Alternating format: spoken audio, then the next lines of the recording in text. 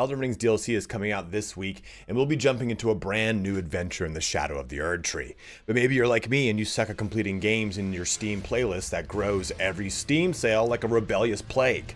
And as you sink back into Elden Ring, you're probably a little confused as to what the hell a Tarnished is, how exactly the grace works.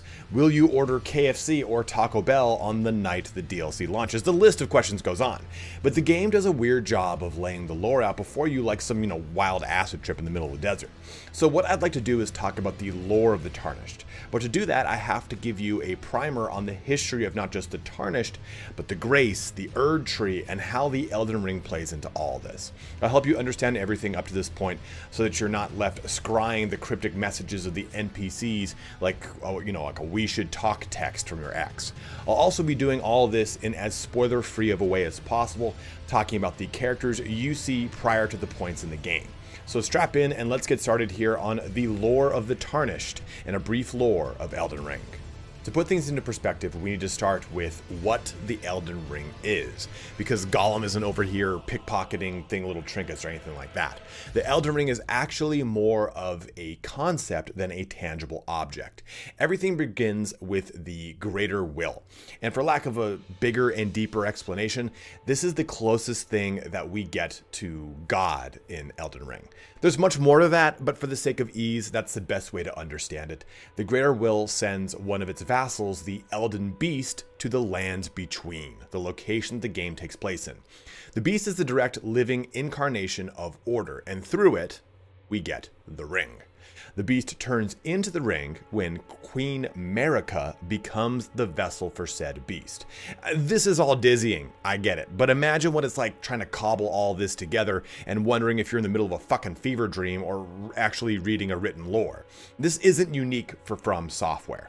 All their games have a lore that's strewn across item descriptions, vague text entries, and random dev interviews during the marketing ramp-up. So if this eluded you during your first playthrough, you're normal, don't worry.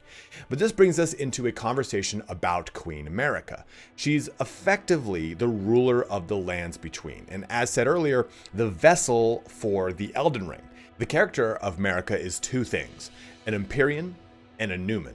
These are important because Numen, which is rumored to be a nod towards the Númenórean of Lord of the Rings, are from a distant land, away from the lands between. So she's an alien of sorts. But the Empyreans we encounter throughout the game, and they're central to the plot. Ranni the Witch is also an Empyrean, and with each Empyrean there is a shadow. Shadows are wolf-like creatures or monsters that serve the Empyrean that they were gifted to. This can take us down a whole rabbit hole, but just for the sake of bringing this character up, Marika's shadow is her half-brother, Malekith.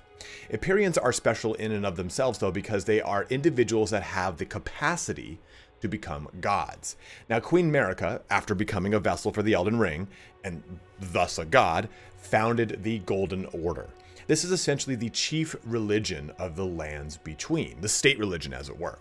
Marika created this order after sealing away the Rune of Death, which brings us into how the runes play a part in everything. So the Rune of Death is one of the many runes that make up the Elden Ring. There is the Rune Arc, the large basin at the bottom of the ring, the Great Runes and Anchor Rings, which are the large circular central shapes, the Elden Runes, which is the seal at the top of the ring and the lattice work at the bottom. Then the final runes are the Rune of Death, which isn't present in the picture because it was removed, and Mending Runes, which the player adds on their journey based on the outcome they're looking for. The Rune of Death, though, is crucial because it is what allows true death in the world of the lands between, and thus creates an effective immortality for all of the demigods. Great. Another term, because it's not like this game is riddled with overlapping concepts. But the demigods are basically every single major character you interact with throughout the story, all of the offspring of Marika. So bosses or pivotal characters is what we're talking about, really. All of the people you talk to outside of that are tarnished, which we will be getting to soon, I promise.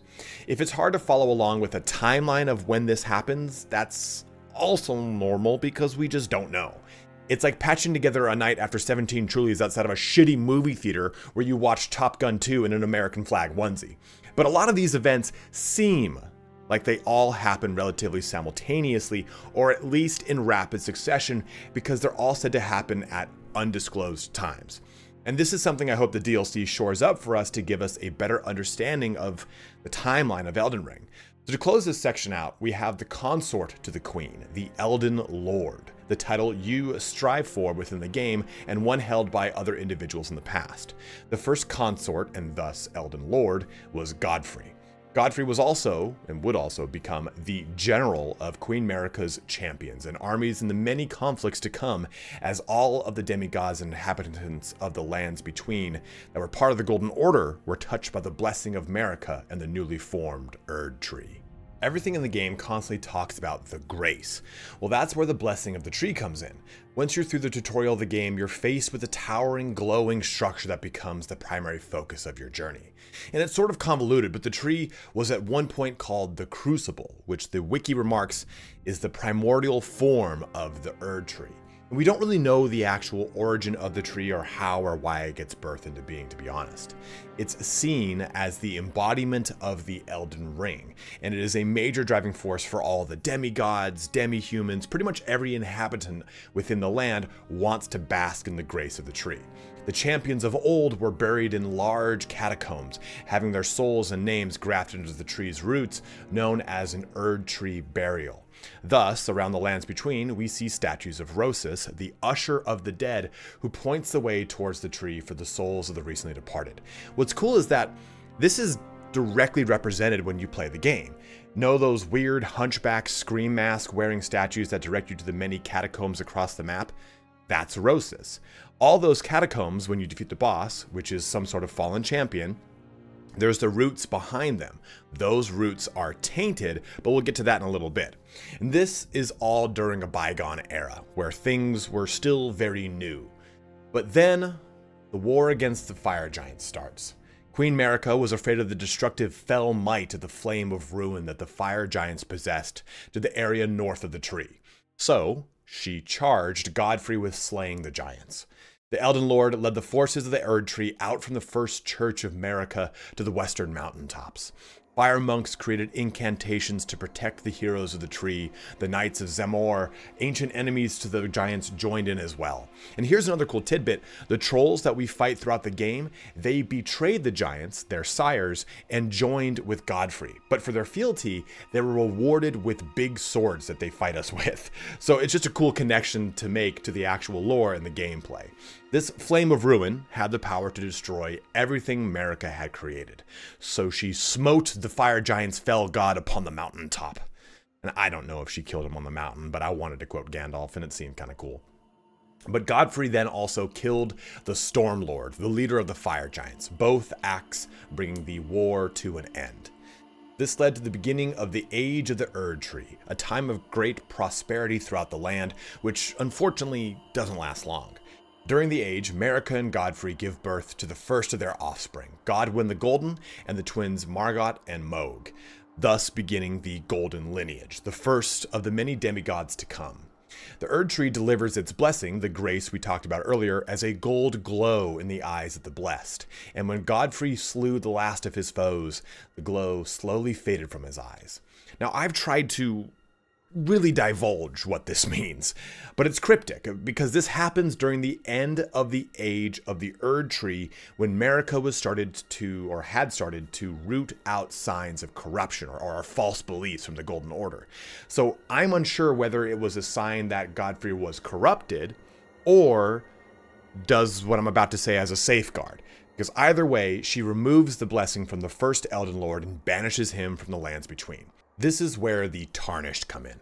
But just to wrap up this part of the lore for you so you understand kind of what happens leading to the beginning of the game, Queen Marika would take her next consort in Radagon, elevating Radagon's 3 existing children, Radahn, Rykard, and Ranni, all up to demigods.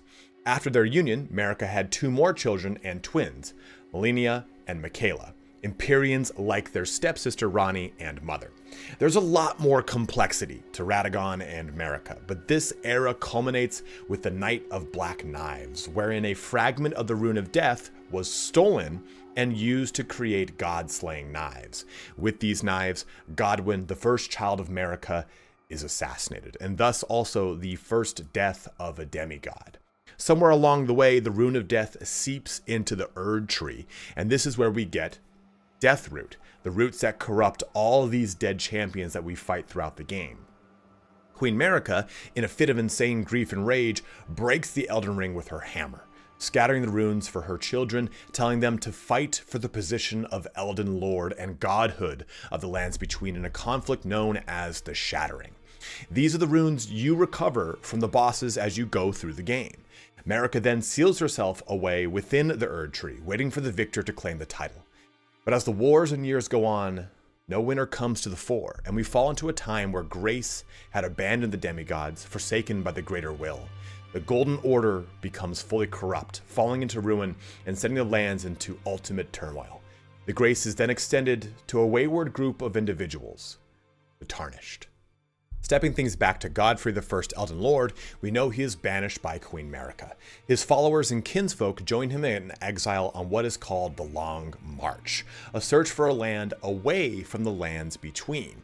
Eventually, they settle on a place called the Badlands. This Badlands could be equated to Bakersfield in California, home of more Sonic burgers per square mile than anywhere else on fucking Earth. Back on point though, once the march comes to an end, Godfrey steps down as a king and changes his name to Hora Lu, becoming a mighty chieftain.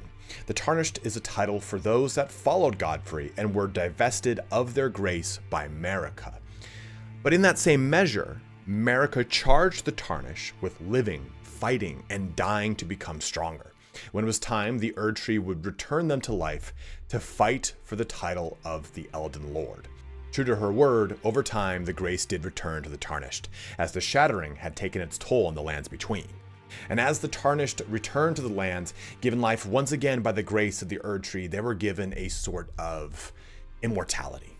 They would live and fight, and in dying, be resurrected to continue their quest.